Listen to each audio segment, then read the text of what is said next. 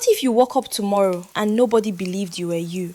Not your wife, not your kids, not even your own security team. And while you're stuck in someone else's body, the person wearing your face is about to destroy everything you built. This is the story of Marcus Ikenna, 52 years old, net worth $47 billion, CEO of Tech Vault Industries, one of the biggest software companies on the planet. The man had everything: 3 mansions, a private jet, a yacht the size of a small hotel. He was living the dream most people can only imagine in their wildest fantasies. But on the morning of June 15th, Marcus Ikenna woke up and his entire world shattered in the most impossible way. He opened his eyes expecting to see the hand-painted ceiling of his master bedroom. Instead, he saw water stains and peeling paint. He expected to feel Egyptian cotton sheets. Instead, he felt scratchy polyester that smelled like detergent and cigarette smoke. And when he got up and looked in the mirror, he didn't see his own face staring back. He saw someone else. Someone he recognized but barely knew. He saw Bright Kunle, the night janitor from his office building, a man he had maybe spoken to 3 times in his entire life. This is what happened next. Marcus stood in front of that mirror for a full minute, not moving, not breathing, just staring. His brain couldn't process what he was seeing. The face looking back at him had dark circles under the eyes, rough skin, a scar above the left eyebrow, salt and pepper hair that needed cutting. This wasn't him. This couldn't be him. He touched his face. The reflection touched its face. He opened his mouth. The reflection did the same. Every movement matched perfectly. His heart started racing. This had to be a dream, a nightmare. Maybe he was drugged at last night's charity dinner. Maybe someone slipped something in his drink. He pinched himself hard on the arm. It hurt. He slapped himself across the face. That hurt too. He looked down at his body, shorter than his real body, maybe 5'7" instead of 6'1", thicker around the middle, hands that were calloused and rough instead of smooth and manicured. He was wearing a worn-out tank top and boxer shorts that had seen better days. The room he was in was tiny, maybe 12 feet by 12 feet. There was a single bed pushed against one wall, a small dresser with 3 drawers, a closet with the door hanging crooked. Through a doorway, he could see a bathroom barely big enough to turn around in. Everything was old and worn, and nothing like the luxury he was used to. Panic setting. Real, genuine panic. The kind that makes your chest tight and your hands shake. Marcus, or whatever he was now, stumbled backward and sat down hard on the bed. His mind was spinning. How did this happen? When did this happen? Was this permanent? And most importantly, where was his real body? Then a horrible thought struck him. If he was in Bright's body, then Bright must be in his body. Some stranger was walking around in his skin with access to his life, his money, his family, his company, everything. He jumped up and looked around frantically for a phone. He found an old smartphone on the dresser. Cracked screen, cheap case. He grabbed it and tried to unlock it. Pattern lock. He didn't know the pattern. He tried a few combinations. Nothing worked. After 5 tries, the phone locked him out completely. There was a wallet next to the phone. He opened it. Bright's driver's license stared up at him. $29 in cash. A couple of credit cards. A photo of an older woman, probably Bright's mother. Nothing that could help him. Marcus tried to think clearly, but his thoughts kept scattering. He needed to get to his office. He needed to find his real body. He needed to prove who he really was. But how? How do you prove you're someone else when you look completely different? He got dressed quickly in the clothes he found in the closet. Work pants, a plain shirt, a jacket that had paint stains on the sleeves. Everything smelled like cigarettes, even though Marcus had never smoked a day in his life. Or rather, his real life. He found keys on a hook by the door. Car keys, apartment keys. He grabbed them and rushed out. The apartment building was in a part of town Marcus had never visited before. Peeling paint on the walls, graffiti in the stairwell, a broken elevator with an out-of-order sign that looked like it had been there for months. He took the stairs down, 4 flights, and burst out onto the street. It was early morning. The sun was just coming up. He looked around, trying to get his bearings. Nothing looked familiar. He clicked the car key remote and heard a beep from an old sedan parked at the curb. The car was maybe 15 years old. Rust spots on the door, a dent in the rear bumper. Marcus got in and immediately noticed how different everything felt. He had to adjust the seat forward because Bright's legs were shorter. The car smelled like fast food and air freshener that was trying and failing to cover up the smell of cigarettes. There was trash in the passenger seat, empty coffee cups in the cup holders. He started the engine and it coughed to life. He needed to get to Tech Vault headquarters. That was 40 minutes away in good traffic. He pulled out into the street and started driving, his hands gripping the steering wheel so tight his knuckles turned white. The drive felt like it took forever. Marcus kept glancing at himself in the rearview mirror, hoping that somehow his real face would appear. It never did. Just Bright's tired, unfamiliar features staring back. He thought about his wife, Jennifer. What would she think when she woke up and saw Bright's face claiming to be her husband? Would she call security, call the police, and his kids, Sophie and Michael? The idea of them being scared of him made his stomach twist. Traffic was heavy, everyone going to work, normal people living normal lives while his entire existence had been turned inside out. He wanted to scream, he wanted to pull over and just break down, but he couldn't. He had to fix this. He had to get his life back. When he finally reached the Tech Vault building, he pulled into the parking garage. Security stopped him at the gate. A young guard he didn't recognize looked at him through the window. ID, please. Marcus fumbled through Bright's wallet and found an employee badge. He handed it over. The guard scanned it, checked his screen, then waved him through. Night shift starts at 9 p.m. Bright. You're here early. I know. I need to talk to someone. It's important. The guard shrugged and raised the gate. Marcus parked and hurried toward the elevator. His hands were shaking. His heart was pounding. This was it. Once he got inside, once he could talk to someone who knew him, he could start fixing this nightmare. He took the elevator to the executive floor, the 60th floor, where his office was, where his life was. The doors opened and he stepped out into the sleek modern reception area. Everything was chrome and glass and expensive art on the walls. His assistant Maria was at her desk. Marcus walked straight up to her. Maria, thank God. I need your help. Something impossible has happened and I need to see myself. I need to see Marcus Ikenna right now. It's an emergency. Maria looked up from her computer with a confused expression. She didn't recognize him as Marcus, of course. She just saw the janitor. I'm sorry, do you have an appointment? No, you don't understand. I am Marcus Ikenna. I know how that sounds. But something happened and I'm trapped in Bright's body. You have to believe me. You've worked for me for 6 years. You know me. Ask me anything. I can prove it's really me. Maria's expression shifted from confused to concerned. She reached for her phone. Sir, I think you need to leave. If you're having some kind of episode, I can call someone to help you. I'm not having an episode. Listen to me. Your first day working here, I accidentally called you Monica for 3 hours before you corrected me. You have a cat named Whiskers who keeps knocking your plants off your windowsill. Your favorite coffee is a vanilla latte with an extra shot. You're allergic to shellfish. You're planning a trip to Barcelona next month. How would I know any of that if I wasn't Marcus? Maria stood up slowly, her hand still on the phone. That doesn't prove anything. Those are things anyone could know if they paid attention, or if they asked around. I'm going to have to ask you to leave or I'll call security. Wait! Just let me talk to him. Let me talk to whoever is in my body. 5 minutes. That's all I need. Before Maria could respond, the door to Marcus's office opened, and there he was, Marcus Ikenna, or rather, his body, walking out wearing one of his custom-tailored suits, looking exactly like he should look, but the eyes were different. The way he moved was different. It wasn't him. Bright, wearing Marcus's face, stopped and looked at him. Their eyes met, and in that moment, Marcus saw something that made his blood run cold. Recognition. Bright knew exactly what had happened, and he was smiling. Is there a problem here, Maria? Bright said, his voice smooth and calm. This man is asking to see you, Mr. Ikenna. He's saying some strange things. Should I call security? Bright walked closer, studying Marcus with those stolen eyes. No need for that. I know this man. Bright, isn't it? You're the janitor from the night shift. What brings you up here so early? Marcus felt his throat tighten. You know exactly what brings me here. We need to talk. Right now. Alone. Bright's smile widened. Of course. Come into my office.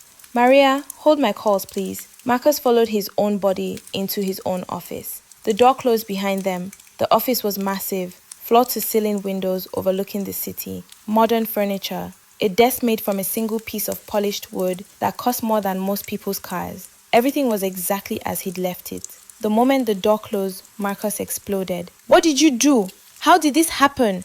Switch us back. Right now. Bright walked calmly to the desk and sat down in Marcus's chair. He leaned back and put his feet up, looking completely at ease. Switch us back? Why would I want to do that? Do you have any idea how incredible this is? I went to sleep in my tiny apartment, barely making enough to survive, and I woke up in a mansion. I woke up rich, powerful, important. This is the greatest thing that's ever happened to me. You can't do this. This is my life, my company, my family.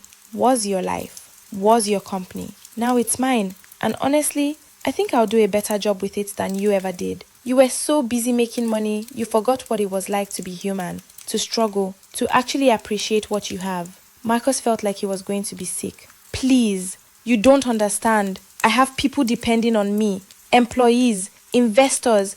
My family needs me. Your family doesn't need Marcus Ikenna the billionaire. They need a father and a husband who actually pays attention to them.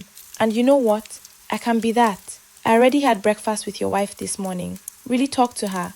Asked her about her day, her dreams. When was the last time you did that? The words hit Marcus like a punch to the gut. He couldn't remember the last real conversation he'd had with Jennifer. He was always too busy, too distracted, always thinking about the next deal, the next merger, the next billion. That doesn't give you the right to steal my life. Bryce shrugged. I didn't steal anything. The universe gave this to me. Maybe it's karma. You treated people like Bright like they were invisible. You walked past me 100 times and never once made eye contact. Never said thank you. Never acknowledged I existed.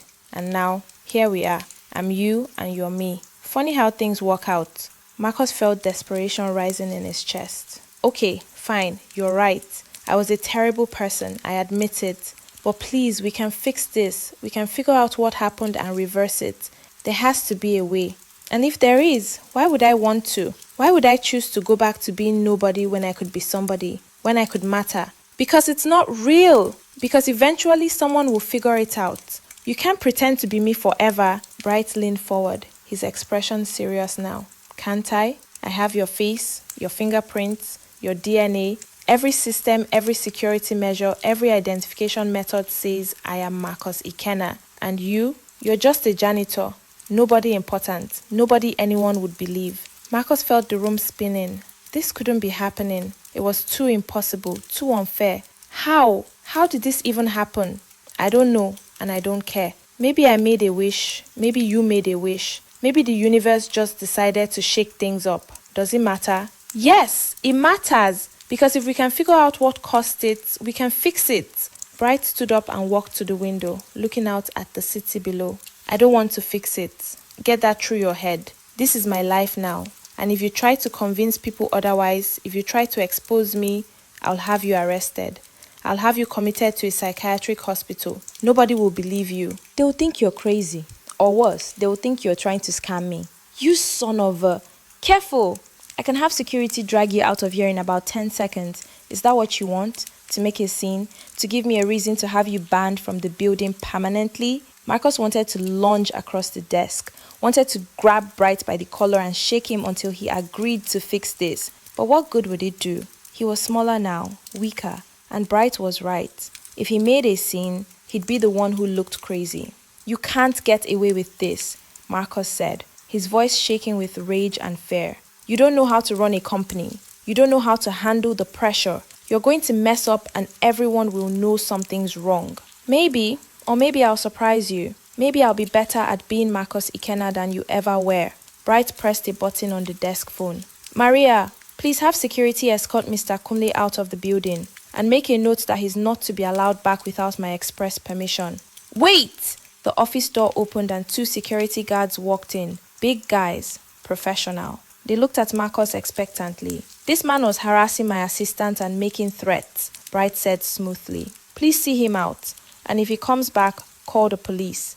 The guards each took one of Marcus's arms. He tried to pull away, but their grip was firm. They lifted him slightly off his feet and started walking him towards the door. This isn't over, Marcus shouted back at Bright. I'll prove who I am. I'll get my life back. Bright just smiled and waved. Have a nice day, Bright. Maybe try to get some rest. You seem stressed. The guards dragged Marcus out through the reception area. Other employees were starting to arrive for work. They all stared. Some whispered to each other. Marcus felt humiliation burning through him. These were people who used to report to him. People who used to hang on his every word. Now they were watching him get thrown out like a crazy person. The guards didn't let go until they dragged him all the way to the parking garage. They released him next to Bright's old car. "Stay away from this building," one of them said. "And stay away from Mr. Ikenna. If we see you again, you're going to jail. Understand?" Marcus didn't answer. He just stood there, breathing hard, fighting back tears of frustration. The guards watched him for another moment, then headed back inside. He was alone in the parking garage, alone in a body that wasn't his, alone with a life that had been stolen. And nobody believed him. Nobody would help him. Marcus sat down on the curb next to the car and put his head in his hands. For the first time since this nightmare began, he let himself cry, really cry, because he didn't know what to do. He didn't know how to fix this. He didn't even know if it could be fixed. After a few minutes, he forced himself to stop. Crying wouldn't help. Giving up wouldn't help. He needed a plan. He needed to think. If he couldn't convince people through words, he'd have to prove it another way. He knew things about his life, his company, his personal affairs that nobody else could know. Private information, secrets. He just had to figure out how to use that information in a way that would make people listen. He got in the car and started the engine. He needed to go somewhere he could think, somewhere safe. But where? He couldn't go to his house. Bright was there now, living his life. His real apartment, the mansion in the hills, that was off limits. He couldn't go back to Tech Vault. He was banned. Then he remembered Bright's apartment. He still had the keys. It was a terrible place, but it was shelter. And right now, he needed time to figure out his next move. He drove back across town, his mind racing the whole way. By the time he got back to the apartment building, he had the start of a plan. It wasn't a great plan, but it was something. He climbed the stairs to the 4th floor and let himself into the small apartment. It looked even worse in the daylight, but there was a desk in the corner with an old laptop on it. He opened it. It was unlocked. Bright hadn't bothered with password protection. Marcus sat down and started typing. He pulled up his company's internal systems. He still remembered all his passwords, all his access codes, but when he tried to log in, the system rejected him. Access denied. Of course, his accounts were biometric locked, fingerprint and retinal scan, and these weren't his fingerprints or retinas anymore. He tried another approach. He pulled up his personal bank accounts. Same problem. Everything required biometric confirmation. He sat back frustrated. Technology had become so secure, so reliant on physical identification, that he was completely locked out of his own life. Every system confirmed that he was not Marcus Ikenna, and there was no way to override it without getting arrested for hacking. Okay, new approach. If he couldn't use the systems, he'd use what he knew. He opened a blank document and started writing down everything he could remember. Private meetings, secret deals, personal conversations, affairs he'd handled personally that nobody else knew about, financial information that wasn't public, his wife's secrets, his children's secrets, everything. He spent hours typing, writing out a detailed account of Marcus Ikenna's life from Marcus Ikenna's perspective, things that only the real Marcus could know. When he was finally done, the document was 40 pages long, but as he read back through it, doubt crept in. Would anyone believe this came from the real Marcus? Or would they think it was information Bright had somehow gathered, information stolen or overheard or hacked? He needed something more, something that would be impossible to fake, something that would prove without a doubt that he had Marcus Ikenna's mind, even if he didn't have Marcus Ikenna's body. Then it hit him, his father's watch. When Marcus's father died 10 years ago, he'd left Marcus a watch, an old Rolex that had been in the family for 3 generations. Marcus kept it in a safe in his home office. The safe was hidden behind a painting. The painting was of a lighthouse. The safe combination was his father's birthday, 8/12/1943. Nobody knew about that safe except Marcus. Not his wife, not his kids, not his assistant, nobody. If he could tell someone about the safe and the watch, and they found it exactly where he said it would be, that would be proof, real proof. But who could he tell? Who would listen? Who had the authority to search his house based on the word of a janitor? The police. If he reported stolen property, gave them enough details, they'd have to investigate. They'd have to at least check. And when they found the safe exactly where he said it was, with exactly what he said inside it, they'd have questions. They'd have to wonder how a janitor knew about a hidden safe in Marcus Ikenna's private office. It wasn't foolproof, but it was something. It was a start. Marcus grabbed Bright's phone. It had finally unlocked after the timeout period. He looked up the number for the local police station and dialed. A woman answered. Pacific Division, how can I help you? I need to report a theft from Marcus Ikena's residence. I have information about stolen property. What's your name, sir? Marcus hesitated. Bright Kunle. And what's your relationship to Mr. Ikena? I work for him. I'm the night janitor at his office building. But that's not important. What's important is that someone is stealing from him and I know where they're hiding the evidence. Sir, if you have information about a crime, you need to come down to the station and file a report in person. Can't I just tell you now? There's a safe in his home office, behind a painting of a lighthouse. The combination is 8, 12, 19, 43. Inside is a Rolex watch that belonged to his father. Someone is going to steal it if you don't check right away. There was a long pause. Sir, how do you know about a safe in Mr. Ikena's private home? That's complicated. Can you just check? Please. I'm afraid I can't send officers to search someone's home based on an anonymous tip from someone who won't explain how they have this information. If you want to file a formal report, you need to come to the station with proper identification and... Marcus hung up. That hadn't worked. The police weren't going to help. They probably thought he was a crank caller or someone trying to scam them. He needed another approach. He needed someone who already had a reason to be in his house. Someone who could check the safe without needing police authority. His wife. If he could somehow get Jennifer to check the safe, if he could plant the seed that something valuable was hidden there, she'd look. And when she found it, maybe she'd start asking questions. Maybe she'd wonder how anyone could have known about it. But how could he contact her? He couldn't just call the house. Bright would answer. And even if he got through to Jennifer, what would he say? Would she believe a random janitor telling her about a secret safe? He needed to see her in person, somewhere away from the house, somewhere Bright wouldn't be. Marcus opened the laptop again and pulled up Jennifer's social media. He'd never paid much attention to it before, too busy with work. But he scrolled through now, looking for clues about her schedule, her routine. There, a post from 3 days ago about her Pilates class. Tuesday and Thursday mornings at 10 o'clock at Elite Fitness on Maple Street. Today was Thursday. He glanced at the time on the laptop, 9:30. He could make it if he left right now. Marcus grabbed the keys and rushed out of the apartment, back down the stairs, back into the old sedan. He drove across town, weaving through traffic, breaking the speed limit. He made it to Elite Fitness at 9:55. He parked across the street where he could watch the entrance. At 10:15, Jennifer came out. She looked beautiful, fit and healthy in her workout clothes. Her blonde hair pulled back in a ponytail. She walked toward a black Mercedes in the parking lot. Marcus got out of his car and jogged across the street. "Excuse me, Mrs. Ikena." Jennifer turned, surprised. She didn't recognize him, of course, just saw a stranger approaching. Her expression became guarded. "Mrs. Ikena, I'm sorry to bother you. My name is Bright. I work as a janitor at your husband's office building. I need to talk to you about something important. It's about your safety." "My safety?" She took a step back toward her car. "What are you talking about? Please, just hear me out.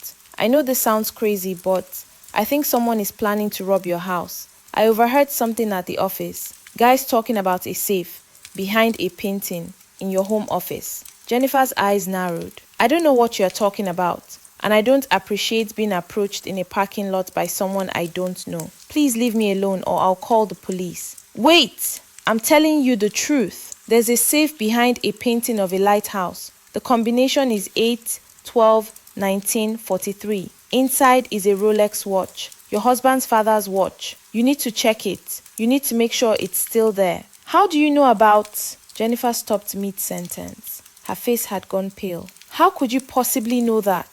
"Because I'm not who you think I am. I know you won't believe this. I know how impossible it sounds, but I'm Marcus. I'm your husband. Something happened and I'm trapped in this body, and Bright is in mine. And I don't know how to fix it, but you have to believe me." Jennifer pulled out her phone. "Stay away from me. I'm calling Marcus right now, and then I'm calling the police." "No, don't call him. He's not who you think he is. He's an imposter. But Jennifer was already dialing. She put the phone to her ear, backing further away from Marcus. "Marcus, there's a man here. He knows about the safe, our safe, the one you said nobody else knew about. He's saying crazy things. I'm at the gym. Can you come? I'm scared." Marcus could hear Bright's voice through the phone, too faint to make out the words, but he could imagine what he was saying. Calm reassurance, promises to come right away, making Jennifer feel safe while painting Marcus as a threat. "He's on his way," Jennifer said, still holding the phone like a shield. "You need to leave, right now." "Jennifer, please, it's me. I know you don't believe it, but just think about it. How would a janitor know about that safe? How would I know the combination? Your husband never told anyone. The only way I could know is if I am your husband. Maybe you're a thief who broke into the house. Maybe you work with someone who has access. I don't know and I don't care. You need to go before Marcus gets here." Marcus saw it was useless. She wasn't going to believe him. Not now. Maybe not ever. He backed away slowly, hands raised. "Okay, I'm leaving, but please, just check the safe. Make sure the watch is still there. And when you do, ask yourself how I knew about it. Really think about it." He turned and ran back to his car.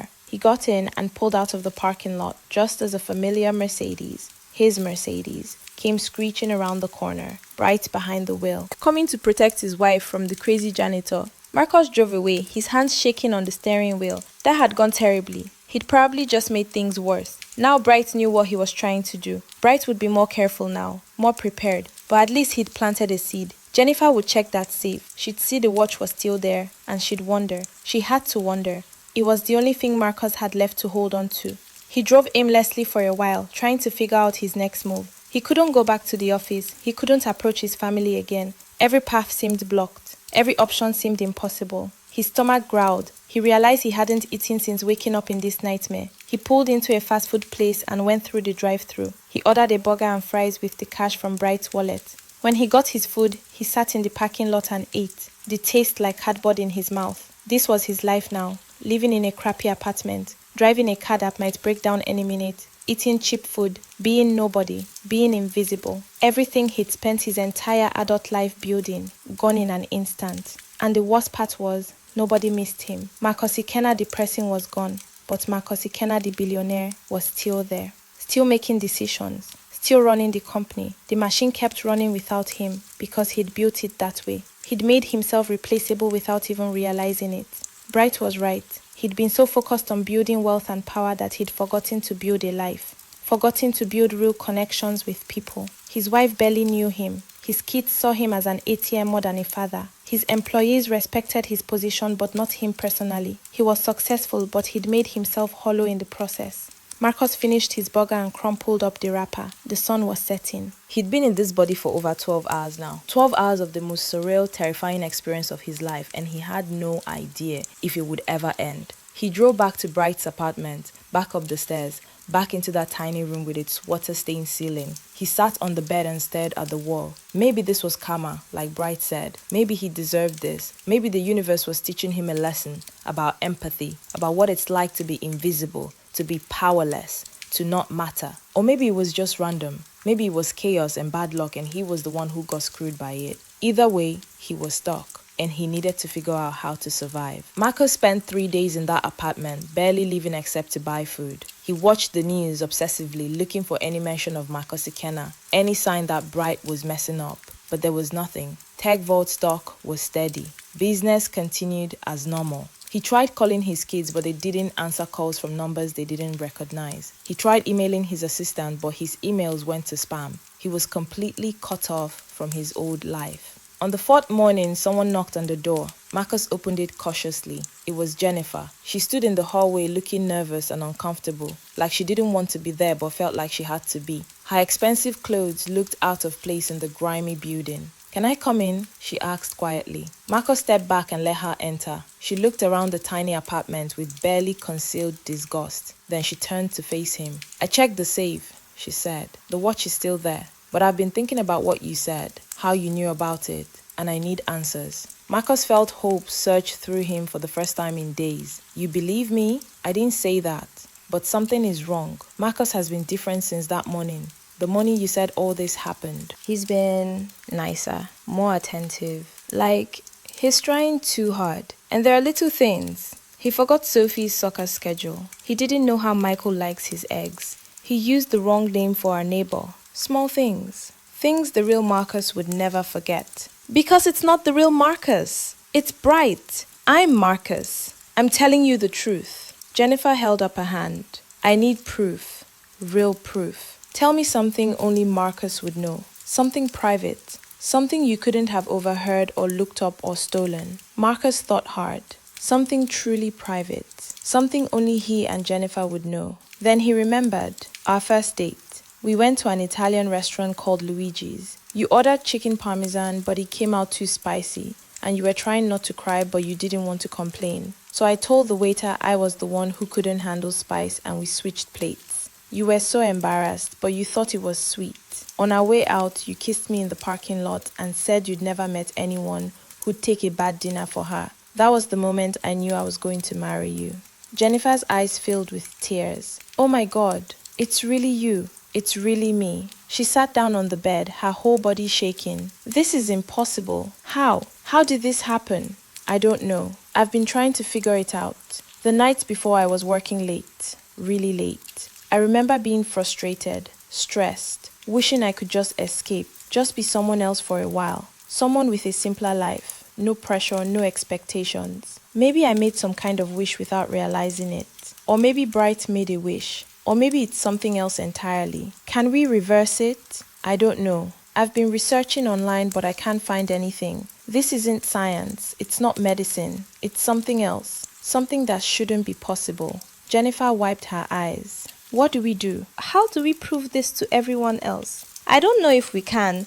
That's the problem. Every test, every identification method says Bright is Marcus Ikenna, his DNA, his fingerprints, everything physical. The only thing that's different is the mind, the memories, the personality, and you can't prove that scientifically. So we're stuck. You're stuck. Unless we can figure out what caused the switch and recreate it, yes. Jennifer stood up and started pacing. This is insane. My husband's mind is trapped in another man's body, and there's nothing we can do about it. And meanwhile, a stranger is living in our house, sleeping in our bed, pretending to be you. I feel like I'm going crazy. I'm sorry. I'm so sorry. I never meant for any of this to happen. She stopped pacing and looked at him, really looked at him, seeing past Bright's face to recognize Marcus underneath. What do we do now? We need to find out everything we can about Bright. His background, his life. Maybe there's something in his past that can give us a clue.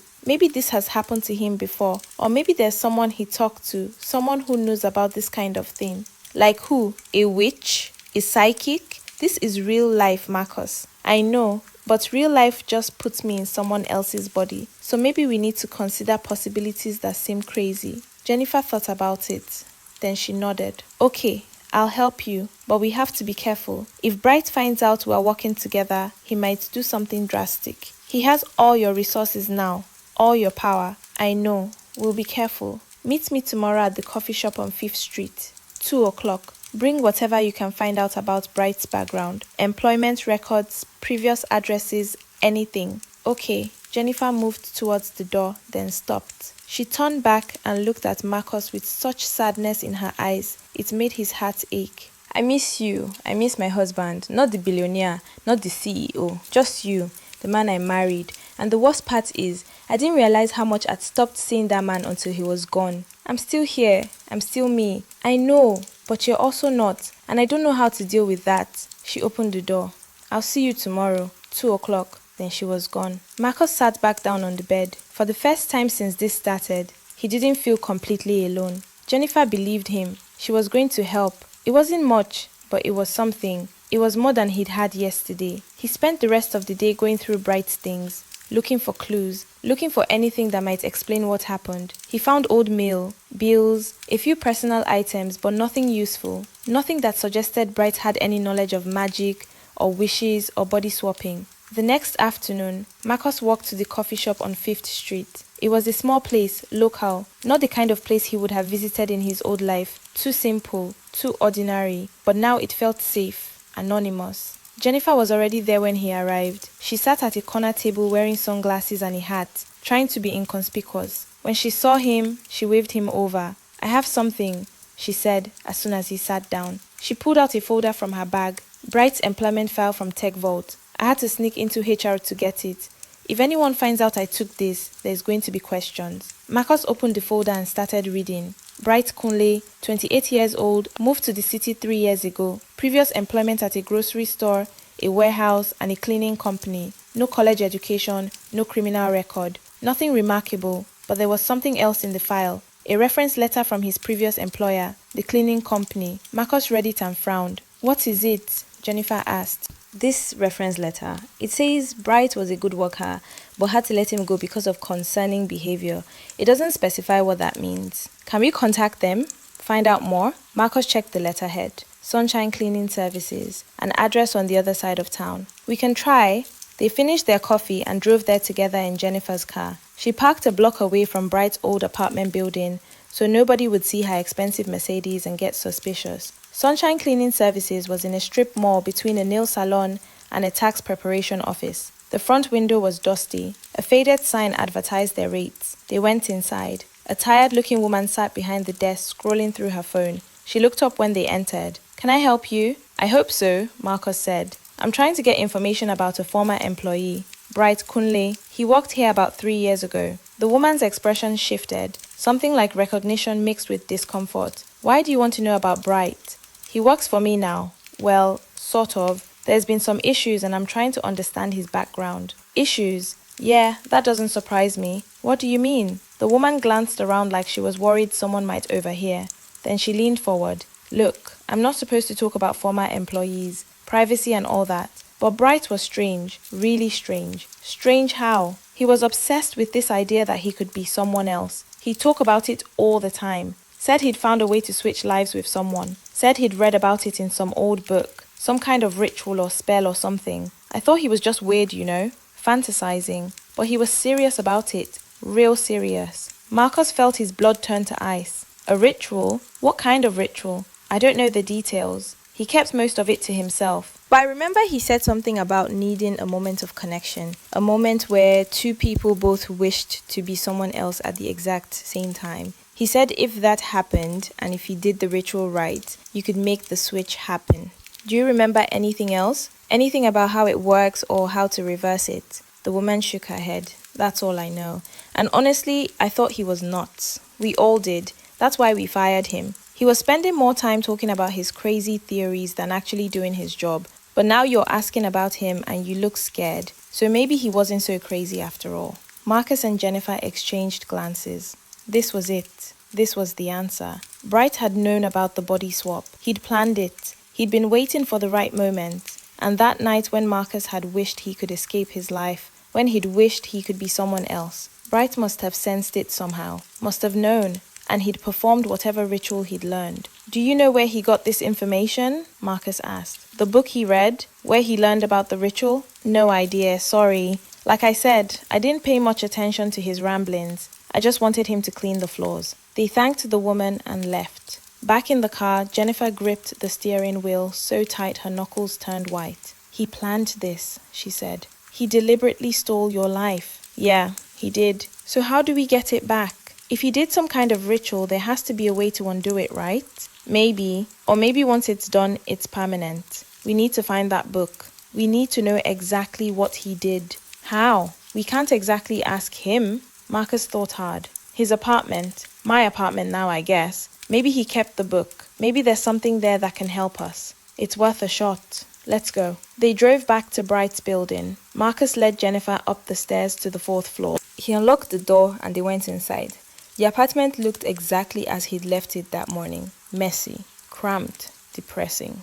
Jennifer wrinkled her nose at the smell of stale cigarettes. "You've been living here?" she asked. "I haven't had a choice." They started searching. Marcus took the bedroom while Jennifer checked the main room. He went through the closet, the dresser drawers, under the bed, looking for a book, looking for papers, looking for anything related to rituals or body swapping or magic. 20 minutes later, Jennifer called out from the other room. "Marcus, I found something." He rushed out to find her holding a small leather-bound book. It was old, really old. The cover was cracked and faded. There was no title on the outside. She opened it carefully. The pages were yellowed and brittle. The text was handwritten in small, precise letters. It was in English, but the language was old-fashioned, hard to read. Marcus took the book and flipped through it. Most of it seemed to be about different kinds of spells and rituals. Folk magic. The kind of thing you'd find in superstitious communities hundreds of years ago. And then, about halfway through, he found it. a chapter titled The Exchange of Vessels. He read it out loud, his voice shaking. When two souls grow weary of their flesh and yearn for another's fate, they may perform the exchange. This requires both parties to speak the words of yearning at the hour of change, when day becomes night and night becomes day. The vessels will trade, and each shall live the other's life until the debt is paid or the exchange is undone. Hour of change, Jennifer said. Dawn or dusk? You said you were working really late that night. It must have been dawn when you finally went to sleep. Marcus kept reading. The exchange cannot be broken by will alone. It requires both parties to consent to the reversal, or it requires a moment of perfect clarity, when the one who gained sees the truth of what they have taken, and the one who lost sees the truth of what they had. What does that mean? Perfect clarity. I don't know. It's vague, like most of this old superstitious stuff. Jennifer took the book and read the passage again. Both parties have to consent to the reversal, so we need Bright to agree to switch back, but he won't. He's made that clear. Then we need the other option, perfect clarity. We need to make him see the truth of what he's taking. Make him understand that he can't just steal someone's life and expect to live it successfully. How do we do that? Marcus thought about it. An idea was forming, a risky idea, but maybe the only option they had left. We make him fail. We make being Marcus Ikenna so difficult, so stressful, so overwhelming that he realizes he's in over his head. We make him want to give it back. How? I know things about the company that Bright doesn't. Secrets, problems, deals that are about to go wrong. If I can feed that information to the right people, I can create chaos. I can make his life hell. And maybe, just maybe, he'll crack under the pressure. Jennifer looked doubtful. That's a long shot. You have a better idea? She didn't. They both knew this was their only play. Over the next 2 weeks, Marcus put his plan into action. He used Bright's laptop to create anonymous accounts. He sent emails to board members raising concerns about recent decisions. He leaked information to competitors. He contacted journalists with hints about problems at Tech Vault. Nothing illegal, nothing that would actually damage the company long term, but enough to create confusion, enough to put pressure on Bright. And it worked. News articles started appearing questioning Tech Vault's leadership.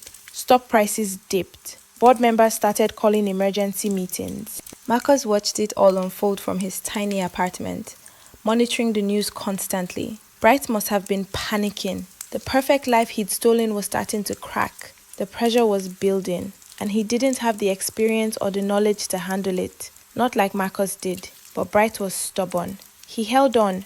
He fought through the problems, and slowly, with help from advisors and executives, he started to stabilize things. He was learning, adapting, becoming Marcus Ikenna. 3 weeks after the swap, Marcus got a phone call. It was from an unknown number. He answered. "Stop," Bright's voice said, cold and angry. "I know what you're doing. I know you're behind all the leaks and the rumors. Stop it right now, or I'll make your life even worse than it already is." "You can't prove anything," Marcus said. "I don't need to prove it. I just need to make one phone call and have you arrested for harassment, or stalking, or attempted fraud. I have the power to destroy you completely. Don't forget that. You're falling apart. I can see it. The stress is getting to you. You thought being rich would be easy, but you're realizing it's not. You're in over your head. I'm handling it just fine." "Are you? Because from where I'm sitting, it looks like you're barely keeping things together. How long before you make a real mistake? How long before someone figures out you're not who you claim to be?" There was a long pause. When Bright spoke again, his voice was different, tired, almost defeated. "What do you want from me?" "I want my life back. That's all I've ever wanted. And if I give it to you, if we switch back, what happens to me? Do I go back to being nobody? Back to scrubbing floors and living in that dump?" "Yes." "Then I can't do it. I can't go back to that. You don't know what it's like to be invisible, to not matter, to work yourself to death and still barely survive. I can't go back to that. You don't have a choice. This isn't your life. You stole it. The universe gave it to me. Maybe I deserved it more than you did. That's not how it works, isn't it? You had everything and you took it for granted. You treated people like garbage. You ignored your family. You built a company, but you didn't build a life. Maybe I can do better. Maybe I already am doing better. Marcus wanted to argue, but something stopped him because Bright was right. He had taken everything for granted. He had been a terrible husband and father. He had treated people like they didn't matter. The life Bright stole was a life Marcus had been wasting. "I've changed," Marcus said quietly. "This past few weeks, living like this, it's changed me. I understand now what I had, what I lost. And if I get it back, I'll do better. I promise you that." Promises don't mean anything. Then what would? What would convince you to switch back? Another long pause. "I don't know. Maybe nothing. Maybe I'm going to keep this life and there's nothing you can do about it." "Bright!" But the line went dead. Bright had hung up. Marcus sat there staring at the phone. He'd failed. His plan hadn't worked. Bright was still in control and there was nothing Marcus could do. He looked around the tiny apartment. This was his life now. This was all he had. And unless he could figure out a way to create that perfect clarity the book mentioned, this was all he'd ever have. That night, Marcus couldn't sleep. He lay in the uncomfortable bed staring at the ceiling, thinking about everything, about his old life, about his mistakes, about what he'd do differently if he ever got the chance. And then he realized something.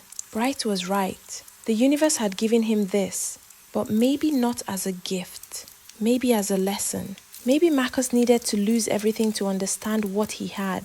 Maybe he needed to be powerless to understand what power really meant. Perfect clarity, not just for Bright, for Marcus too. He needed to see the truth of what he'd had and what he'd lost. And maybe if he could really change, really become a better person, the universe would give him another chance. It was a thin hope, a foolish hope, but it was all he had. The next morning, Marcus made a decision. He was going to stop fighting, stop scheming, stop trying to force the switch to happen. Instead, he was going to focus on becoming someone worth switching back to, someone who deserved a second chance. He got up and cleaned the apartment, really cleaned it, made the bed properly, scrubbed the bathroom, threw out the trash. It wasn't much, but it was a start. Then he went out and bought groceries, real food, not just cheap fast food. He cooked himself a proper meal. It tasted good, better than anything from his old private chef, because he'd made it himself. He started going to the library, reading books, not business books, literature, philosophy, things that made him think about life instead of just money.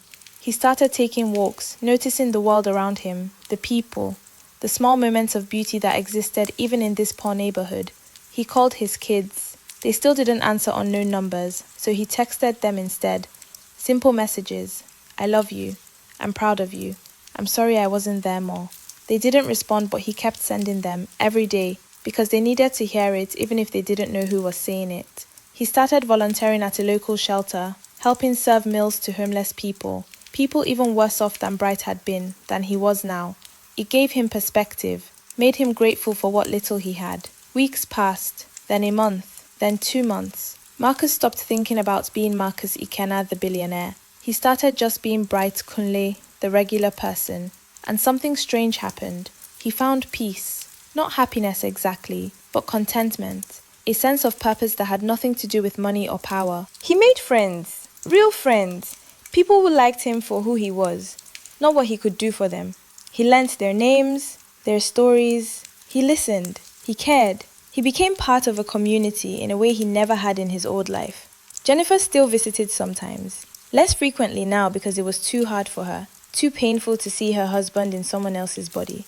But they talked, really talked, about their marriage, about their mistakes, about who they'd been and who they wanted to be. "You're different," she told him one day. "I mean, you look completely different, obviously. But I mean inside. You're calmer, kinder, more present. Even in Bright's body, you're more yourself than you were before. I think losing everything showed me what actually mattered. I had to have it all taken away to see it clearly. Do you still want your old life back?" Marcus thought about it. Really thought about it. "I want my family back. I want to be a father to my kids and a real husband to you. I want to run my company but do it better, with more compassion, with more purpose than just making money. But the old life, the way I was living before, no, I don't want that back. That was a prison. I just didn't realize it." "That's what the book meant," Jennifer said suddenly. Perfect clarity. You seeing the truth of what you had. Not just wanting it back because it's yours, but understanding its real value. Understanding how to live it right. Maybe, but Bright hasn't reached his clarity yet. He's still holding on. Give it time. Living that life isn't as easy as it looks from the outside. Eventually, he'll realize that too. Marcus hoped she was right, but he wasn't going to wait around hoping. He was going to keep living, keep growing, keep becoming someone who deserved a second chance, whether it came or not. 3 months after the swap, Marcus was at the shelter serving dinner when someone tapped him on the shoulder. He turned around and found himself face to face with his own body, with Bright. Bright looked terrible, exhausted, stressed, like he hadn't slept properly in weeks. His expensive suit was rumpled. His hair was messy. He had dark circles under his eyes. "Can we talk?" Bright asked quietly. Marcus nodded. They walked outside into the parking lot. It was dusk, the hour of change. The same time of day when the original swap had happened. "I'm going to be better. And you don't have to go back to your old life either. I'll help you. I'll make sure you have opportunities, education, a real chance to build something for yourself." Why would you do that? Because this whole thing taught me something. We're not separate, rich and poor, important and invisible. We're all connected. And if I get my life back, I need to use it to make things better for everyone, including you. Bright wiped his eyes. He looked at Marcus for a long moment. Then he nodded slowly. "Okay, let's try. Let's see if we can switch back. Do you remember the ritual? What you did to make it happen the first time? I spoke words, old words from the book, at dawn, while you were sleeping and wishing you could escape. I was outside your house speaking the words, wishing I could have what you had. And then I went to sleep, and when I woke up, it had worked. So we do it again, but both of us this time. Both consenting, both ready." They stood there in the parking lot as the sun set. The hour of change. Marcus pulled out his phone and found the photo of the ritual he'd taken from the book. He read the words out loud. Ancient words. Strange syllables that felt heavy on his tongue. Bright spoke them too, both of them saying the words together, asking the universe to undo what had been done, to restore what had been taken. Nothing happened, at least not right away. They stood there for several minutes, waiting. Marcus started to think it hadn't worked, started to think he'd be stuck like this forever. Then he felt dizzy, the world tilted, his vision blurred. He felt like he was falling even though he was standing still, and then everything went black.